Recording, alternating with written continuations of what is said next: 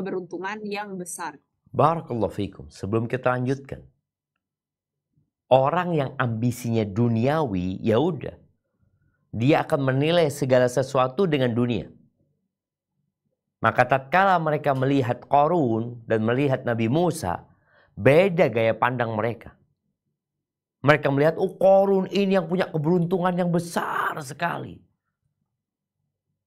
Tapi orang yang keinginannya akhirat, dia berpikir bagaimana akhirat dulu, dunia akan ikut. Tapi ini orang tadi muji-muji Qarun, ya Qarun dapat ini, dapat itu. Apalagi dilihat oleh mereka kekayaan Qarun. Kita kalau ngelihat ada orang pakai mobil mewah, ya kita kadang ya Allah, beruntung orang ini. Kita lanjutkan. Nah. Waqala alladzina utul ilma wailakum sawabullahi khairul liman amana wa amila sholihat wala yulaqaha illa sabirun. Berkatalah orang-orang yang dianugerahi ilmu, kecelakaan yang besarlah bagimu. Pahala Allah adalah lebih baik bagi orang-orang yang beriman dan beramal soleh, dan tidak diperoleh pahala itu, kecuali oleh orang-orang yang sabar. Oh, kita lihat. Perbedaan sisi pandang. Orang yang tahu arah dan orang yang tidak tahu arah. Orang yang tidak tahu arah, dia akan hidup berfoya-foya, akan bersenang-senang. Tapi orang yang punya ilmu, beda. Dia tahu arahnya. Maka dia akan memberikan arahan kepada orang lain. Pahala, balasan dari Allah itu lebih baik buat orang yang beriman dan beramal soleh. Tapi nggak bisa mencapai derajat itu kecuali orang-orang yang sabar. Sabar. Kita melihat orang pakai mobil baru, mewah. Kita harus sabar, iya. Bukan kita menginginkan apa yang dimiliki mereka. Iri akhirnya. Taib Qarun dengan kemewahannya berjalan. Lalu apa cerita dia selanjutnya? Nah, dilanjutkan.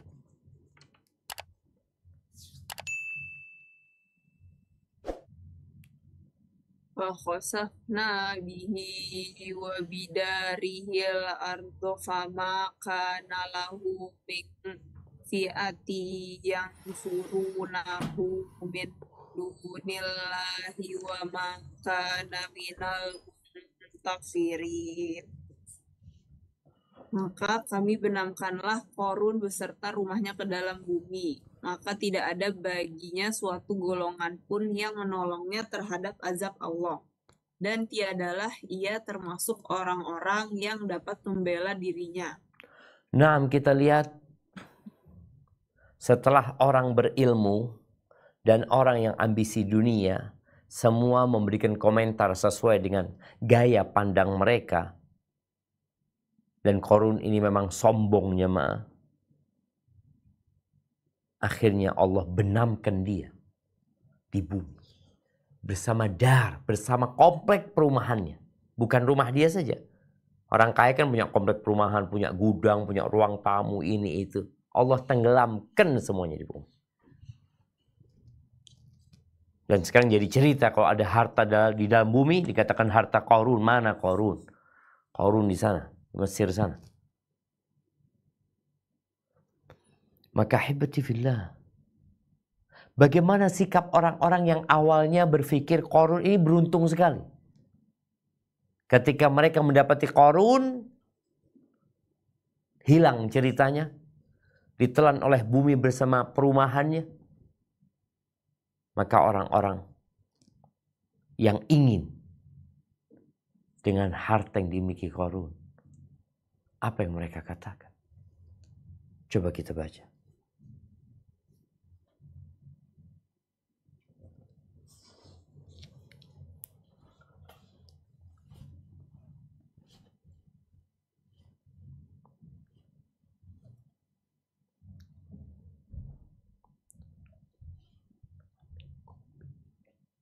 Wa Wa asbahal ladzina tamannau makanahu bil amsi yaquluna wa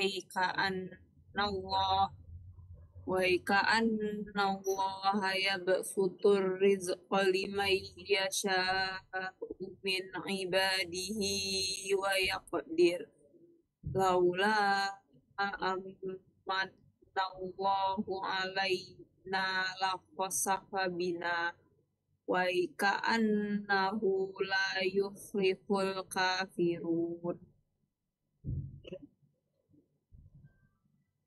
Dan jadilah orang-orang yang kemarin mencita-citakan kedudukan Qarun itu. Berkata, aduhai benarlah Allah melapangkan rezeki bagi siapa yang dia kehendaki dari hamba-hambanya dan menyempitkannya. Kalau Allah tidak melimpahkan karunia-Nya atas kita, benar-benar Dia telah membenamkan kita pula. Aduhai benarlah tidak beruntung orang-orang yang mengingkari nikmat Allah. Barakallahu fikum. Kita lihat ya. Nih. Yang kemarin salah arah. Tahu-tahu ada kejadian yang membuat mereka jadi tahu arah dan tidak hilang arah. Mereka baru mengetahui. Oh, alhamdulillah kata mereka, kita nggak seperti Qarun. Coba kita kayak Qarun, habis kita sudah. Hartanya ditinggal, dirinya pun mati.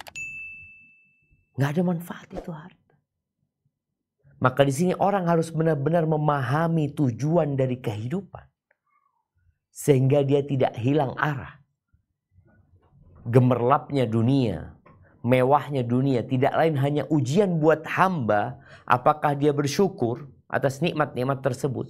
Dan bagaimana syukur dia. Atau Allah kasih bala di fisiknya, di tubuhnya. Supaya dia sadar. Dan kembali kepada Allah Azza wa Jalla. Orang-orang kafir itu gak akan pernah sukses. Apalagi bahagia. Terus gimana? Manusia itu kan secara tabiat ya ingin dunia, ingin akhirat gitu loh. Apa kata Allah Azza wa Jalla? Di ayat 83.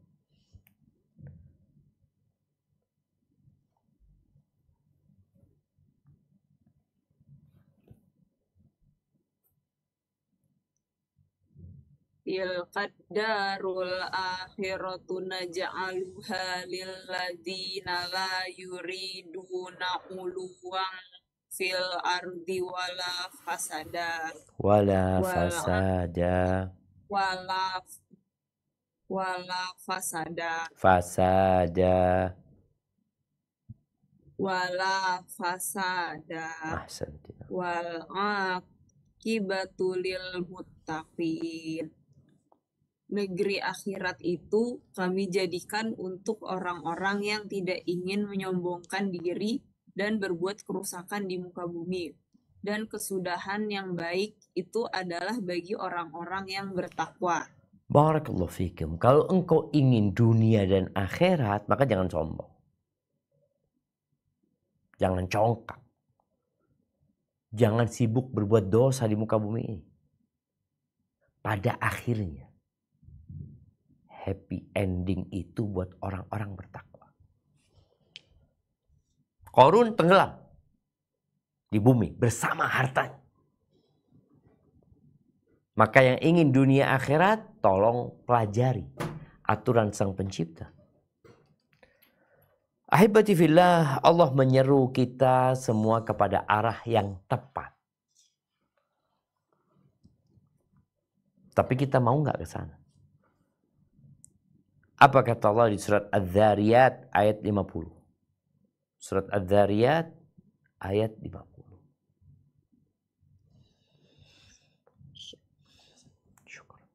Wafirru ilallah inni lakum minhu nazirum mubin. Maka segeralah kembali kepada menaati Allah. Sesungguhnya aku seorang pemberi peringatan yang nyata dari Allah untukmu. Nih, arahnya, arah yang benar itu udah lari menuju kepada Allah. Allah itu yang memiliki kita. Allah yang menciptakan kita. Apapun yang terjadi, itu sudah ditetapkan oleh Allah Azza wa Jalla. Tinggal kita ya udah berbaik sangka sama Allah Jalla Jalaluh. Kembali kepada Allah dengan meninggalkan segala ketergantungan kepada makhluk. Fafirru ilallah. Kalian kaburlah menuju kepada Allah.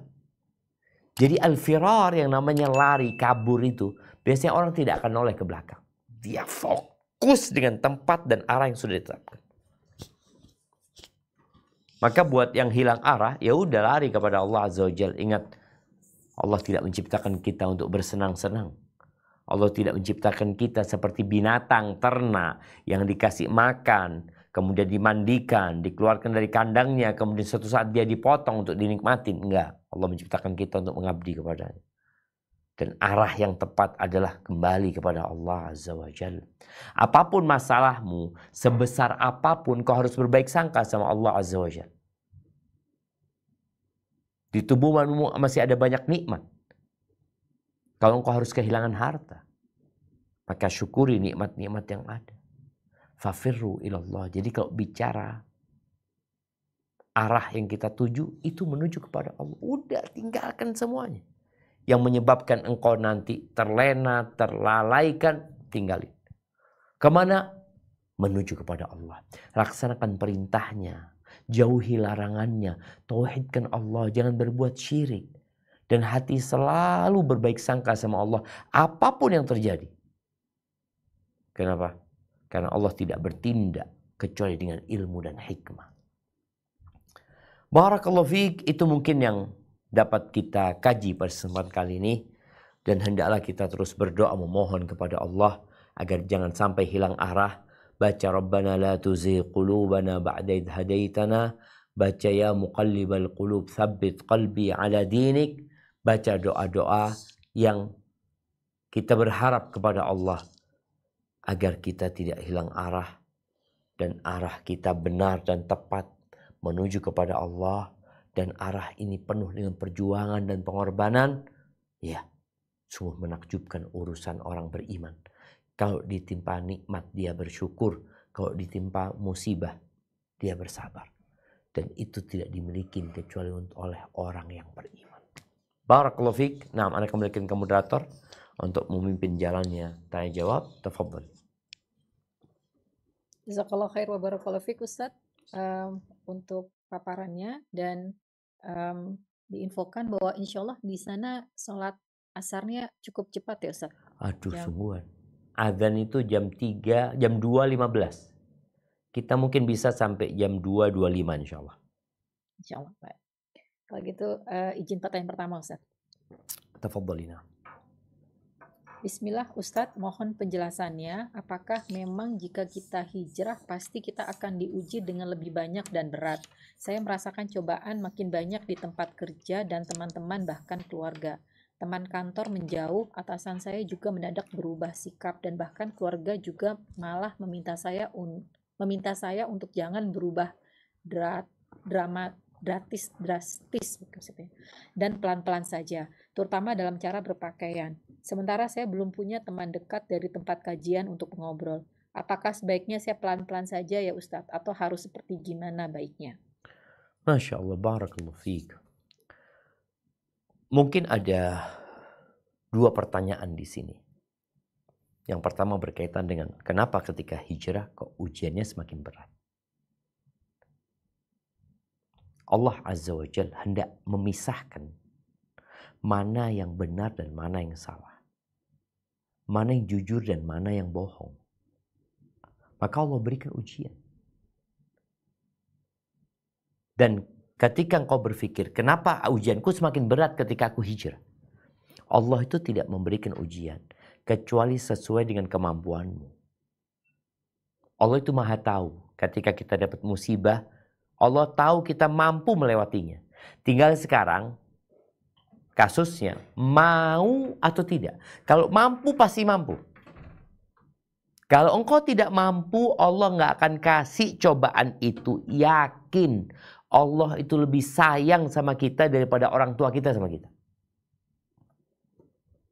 Maka engkau harus yakin bahwa engkau mampu melewati ujian ini. Tapi Pertanyaan yang kedua berkaitan dengan bagaimana sikap seorang ketika hijrah. Apakah dia harus totalitas? Ya seharusnya totalitas. Tapi dengan adab dan etika. Allah Azza wa Jalla mengatakan udkhulu fis silmi kafah. Masuklah ke dalam Islam secara utuh gitu loh. Gak separuhnya Islam, separuhnya enggak. Secara utuh dalam Islam. Jangan ikuti langkah-langkah setan. Jadi perkara-perkara yang kau bisa lakukan. Dan itu hal-hal yang wajib dalam agama. Karena ada yang sunnah, ada yang wajib. Yang sunnah memang ketika kita meninggalkannya kita nggak dosa, cuma kita rugi.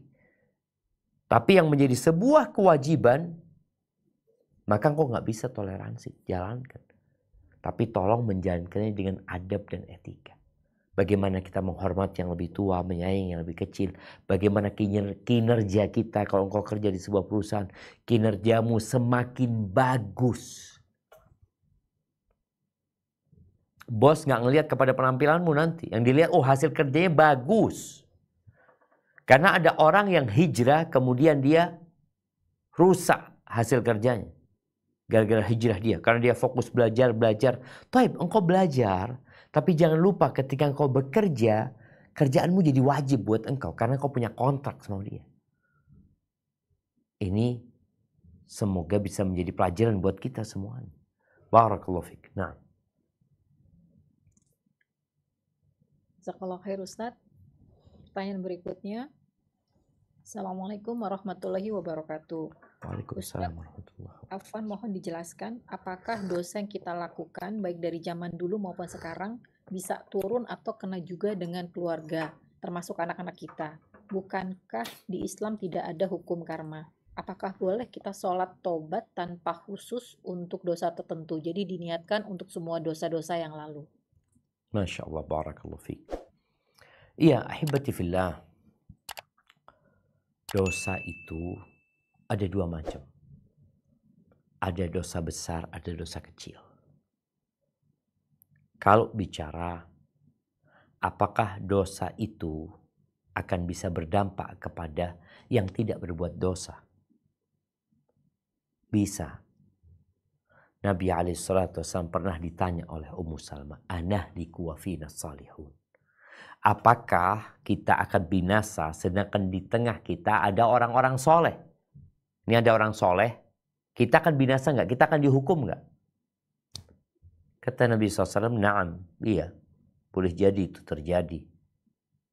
Idza kathurul khabath. Kalau yang namanya kemungkaran, kejahatan sudah merajalela. Maka orang-orang yang tidak melakukan dosa secara langsung boleh jadi berdampak buat dia. Boleh jadi ada pembiaran dari dia. Maka yang harus dilakukan oleh seorang hamba tadi, yang dia khawatir dengan dosa-dosa dia yang masa lalu, dia bertobat kepada Allah dan menjaga keluarganya. Karena Allah akan menjaga kita kalau kita menjaga syariat Allah. Apa kata Nabi SAW? Ihfadillah yahfadka. Jagalah Allah, jagalah aturan Allah. Allah akan menjagamu. Ihfadillah tajidhu tujahak. Jagalah Allah, engkau akan mendapatkan Allah di hadapanmu. Ini menunjukkan bahwa seorang hamba ketika dikasih ujian sama Allah Subhanahu wa taala, kemudian dia mungkin tadi berbuat dosa, melakukan tindakan yang tidak diperbolehkan. Bagaimana supaya tidak berdampak kepada keluarganya? Dia jaga Allah, Allah akan jaga keluarganya. Tapi ketika dia tidak menjaga Allah, Allah biarkan keluarganya. Allah biarkan. Ketika ada seorang yang melihat anaknya, sang bapak ini, dia mengatakan kepada anaknya, la azidanna fi salati. Aku akan nambah sholatku, nak. Akan kau dijaga sama Allah SWT.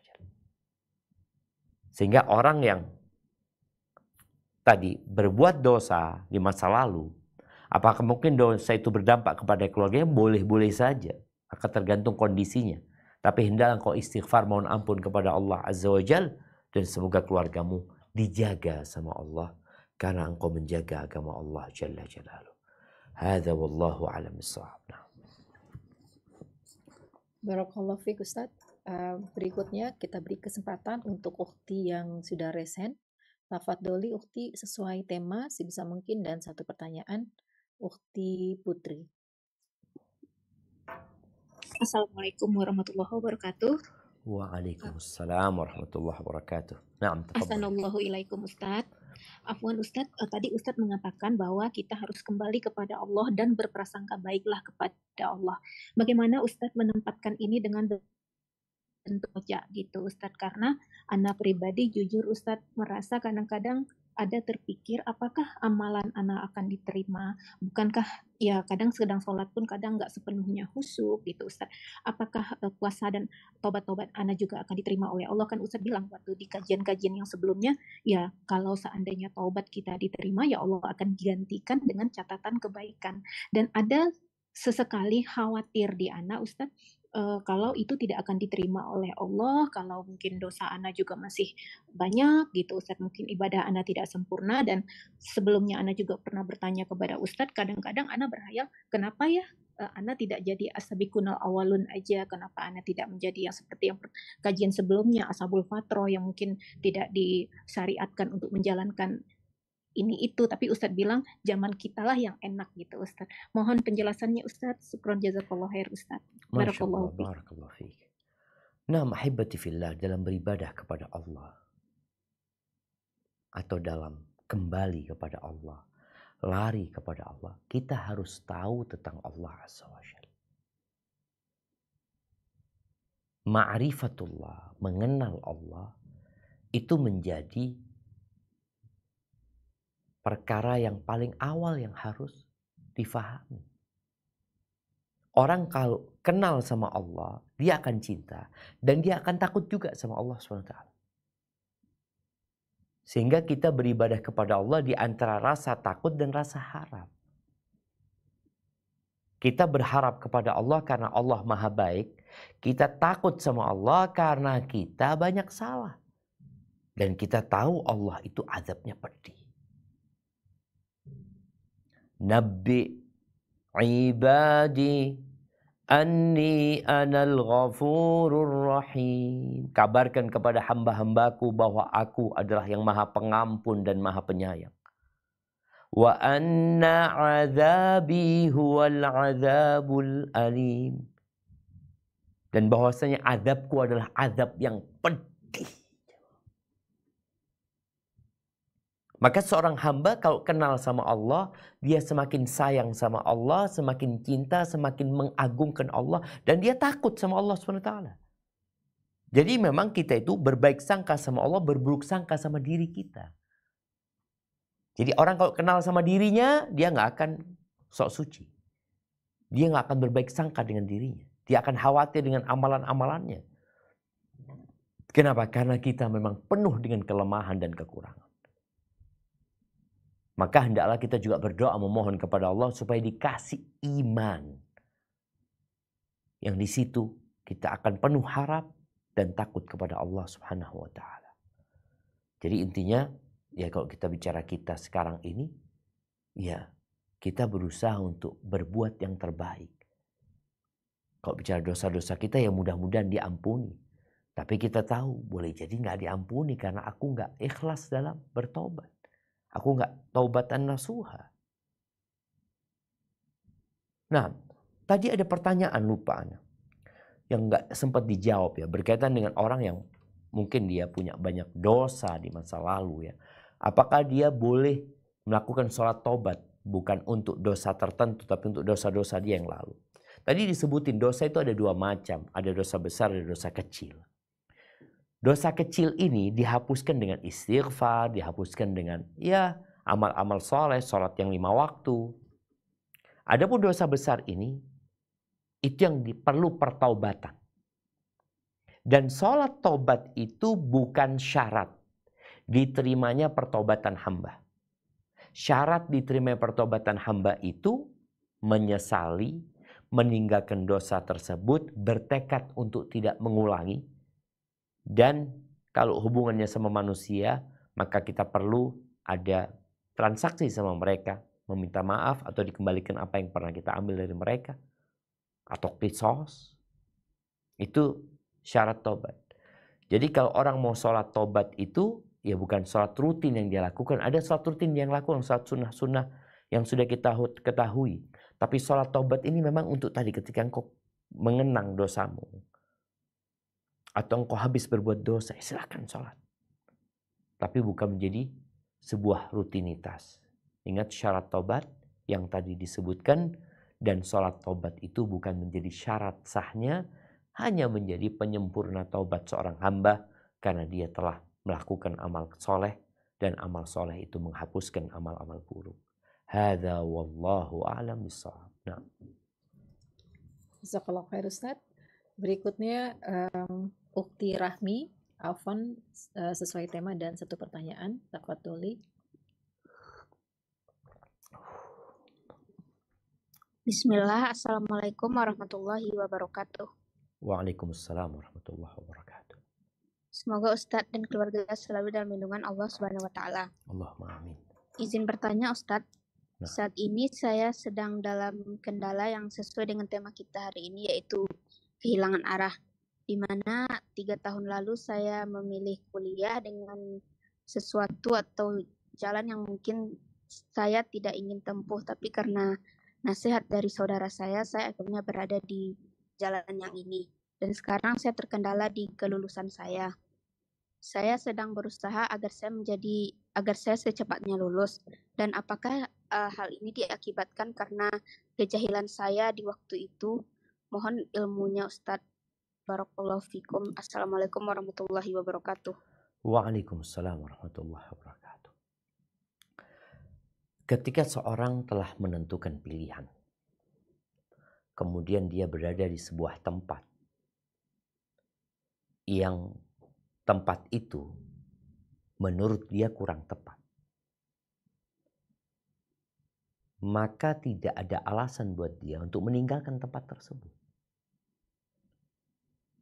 Jadi kadang-kala kita memilih ya, tahu-tahu nggak benar. Contoh, ketika seorang menikah, ketika dia sudah istikharah, tahu-tahu dia menikah, ternyata nggak pas yang dia nikahin. Ternyata orang itu orang yang buruk akhlaknya, ibadahnya nggak benar, selama ini hanya pura-pura. Maka perceraian boleh jadi solusi. Tapi boleh jadi enggak juga. Ada usaha perbaikan dan semoga bisa diperbaiki. Ketika bicara anti berada di sebuah tempat, kuliah, yang kemudian terkendala dengan masalah kelulusan. Karena boleh jadi ada orang yang, aku sebenarnya nggak mau gitu loh. Tapi karena engkau sudah berada di tempat itu, selesaikan. Selama aktivitas yang kau lakukan secara syariat diperbolehkan, selesaikan. Bagaimana cara menyelesaikannya? Minta tolong sama Allah Azza wa Jalla. Nabi SAW mengatakan, al-mu'minul qawi khairun wa ahabbu ilallahi minal mu'minid dha'if. Wa fi kullin khair. Orang mukmin yang kuat, ya, kuat imannya, kuat azimahnya, kuat tekadnya, kuat ilmunya, kuat yang lainnya. Itu lebih baik dan lebih dicintai Allah daripada mukmin yang lemah. Lemah imannya, lemah kemauannya, lemah semangatnya. Dan di setiap orang mukmin itu ada kebaikan. Lalu beliau berpesan alaihi salatu wasallam, ihris ala ma yanfa'uka wasta'in billahi wa la ta'jaz. Bersemangatlah engkau untuk meraih apa saja yang bermanfaat buat dirimu. Semangat. Ini manfaat, sudah bismillah. Dan minta tolong sama Allah. Jangan bersandar kepada dirimu. Jangan bersandar kepada kawanmu. Udah, gantungkan kepada Allah Azza wa Jalla. Wasta'in billah. Minta tolong sama Allah. Wala ta'jaz. Jangan jadi orang yang lemah. Aduh gak mungkin, aduh gak bisa, aduh sulit, aduh berat. Enggak. Enggak ada di dunia ini yang berat kalau Allah jadikan mudah. Dan tidak ada kemudahan kecuali yang Allah bikin itu mudah. Fa'in asabaka syai'. Di sini ketika engkau ditimpa sesuatu yang tidak engkau inginkan, udah gak usah nyalain siapa-siapa. Oh ini gara-gara fulan, udah. Engkau jangan sibuk cari kambing hitam. Fa'in asabaka syai'. Kalau engkau ditimpa sesuatu, Jangan mengatakan, andai kata aku tidak nurutin fulan waktu itu, andai kata aku nggak di situ, andai kata aku nggak berangkat ke sana. Jangan. Tapi katakan, qul qadarullah. Udah takdirnya Allah. Wa ma syaa fa'al.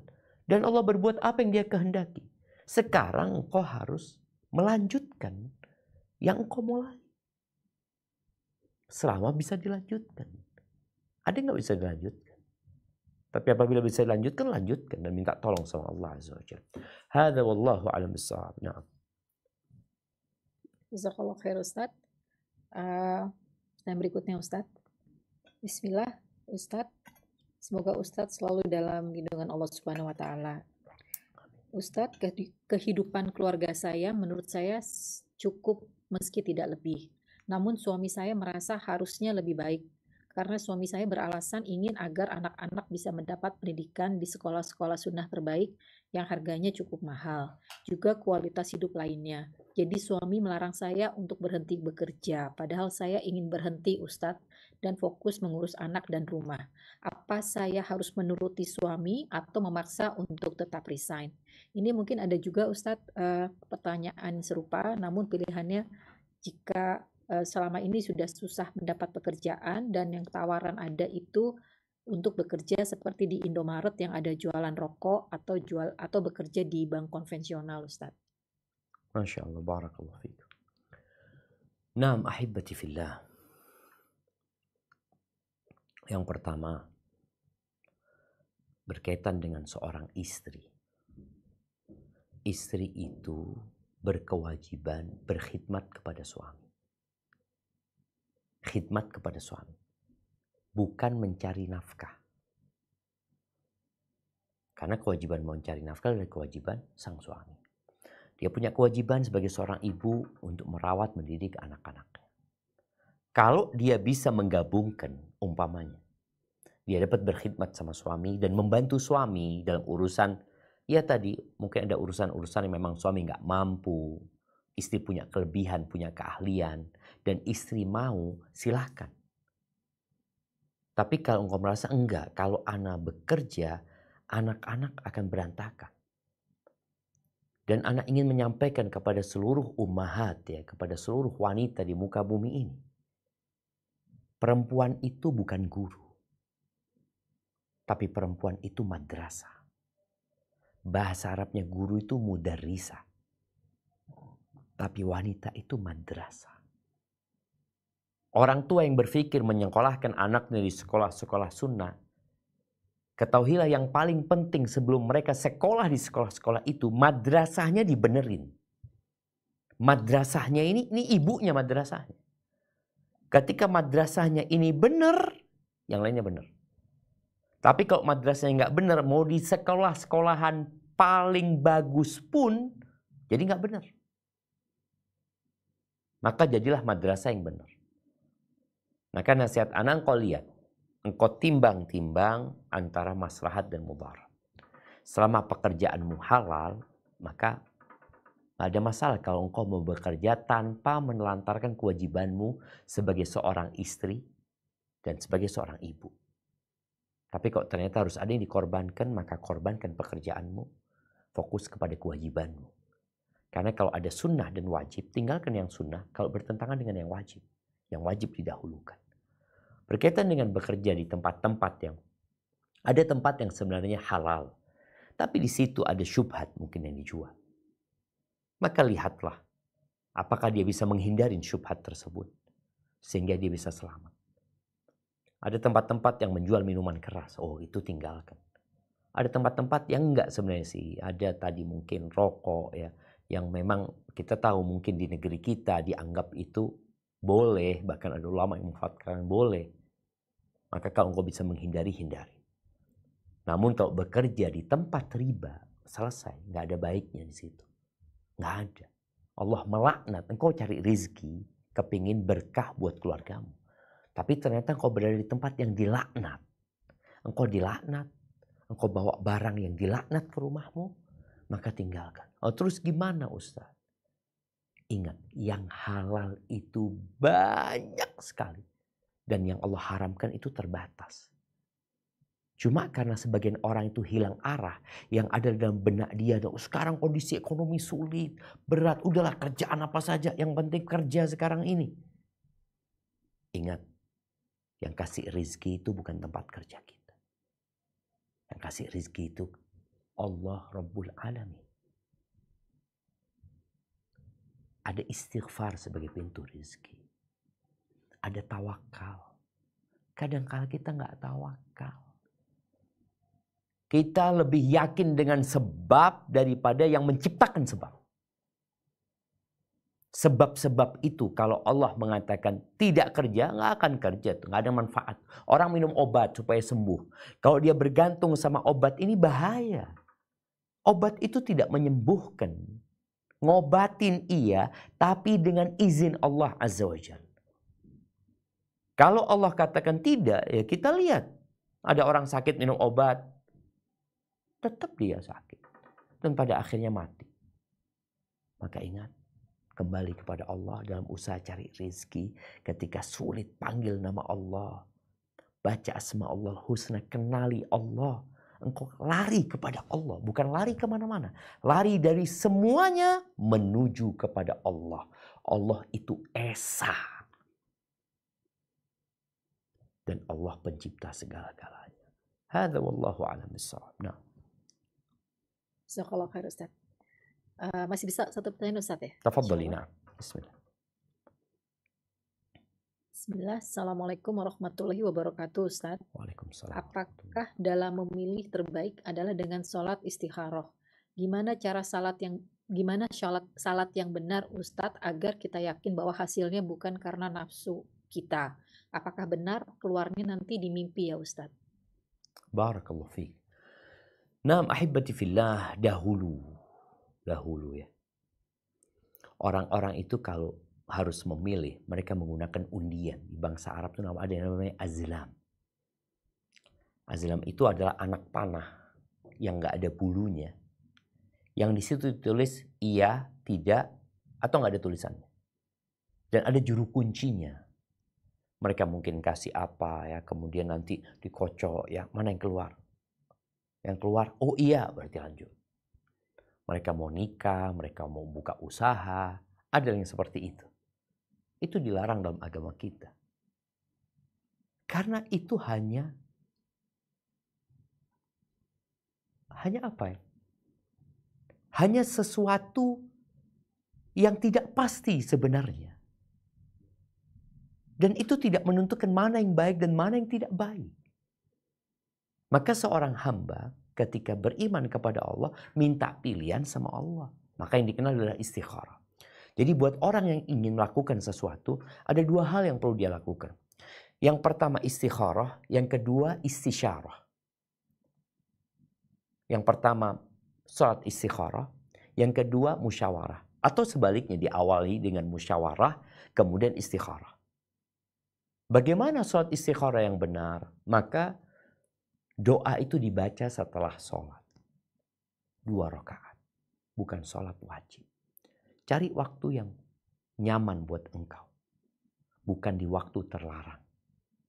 Bukan waktu-waktu yang gak boleh kita sholat. Mau ba'dal maghrib silahkan. Mau di waktu duha silahkan. Mau di ba'dal zuhur boleh. Yang gak boleh ba'dal asar sama ba'dal subuh ya. Sampai matahari terbit. Mau tengah malam juga gak apa-apa. Sholat 2 rakaat. Usahakan ikhlas. Setelah sholat, engkau berdoa. Engkau puji Allah subhanahu wa ta'ala. Engkau bersalawat kepada Nabi SAW. Lalu engkau mulai berdoa istikharah. Ada doa istikharah itu. Allahumma inni astakhiruka bi'ilmik. Ya Allah, aku minta pilihan dengan ilmumu. Kenapa? Karena engkau mengetahui, aku gak mengetahui. Dan engkau yang maha mampu. Aku minta kemampuan dari engkau juga.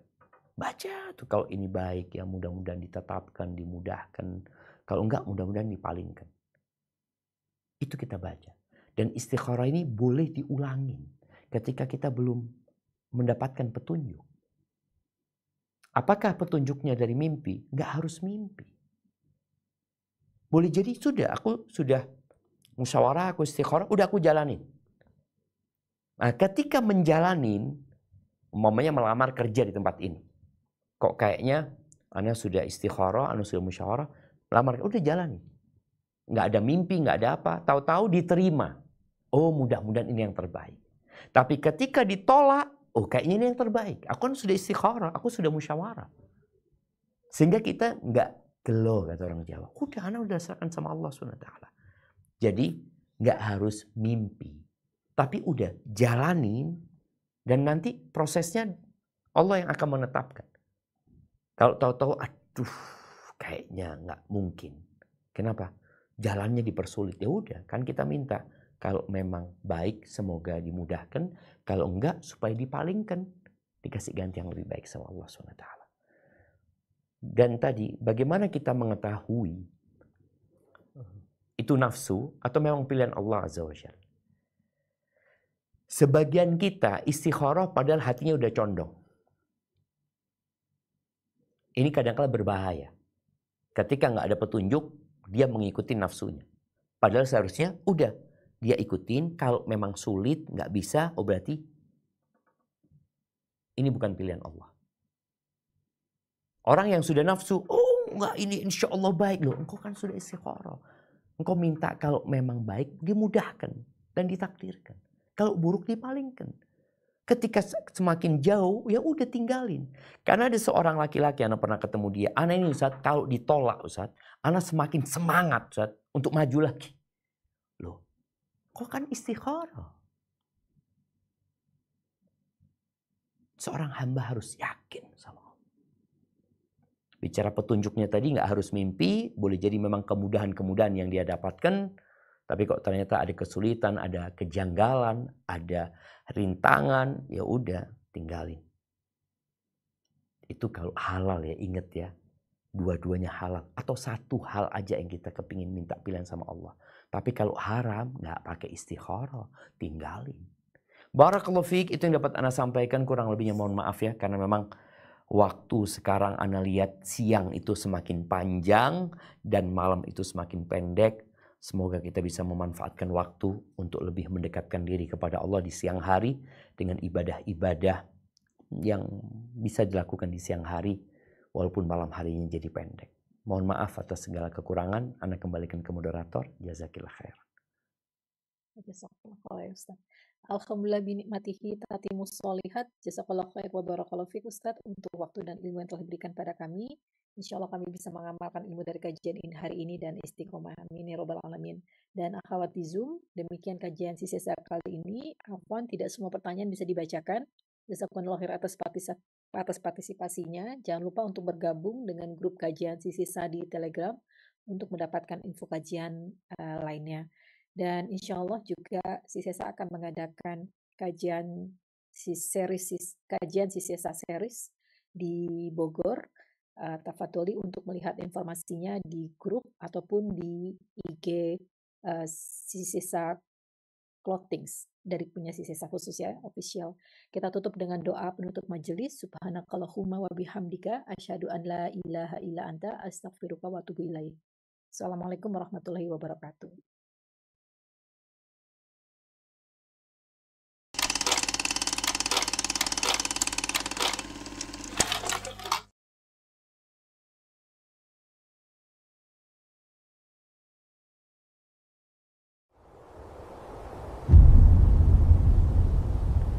Klik tombol berikut untuk mendapatkan update ilmu yang insya Allah bermanfaat.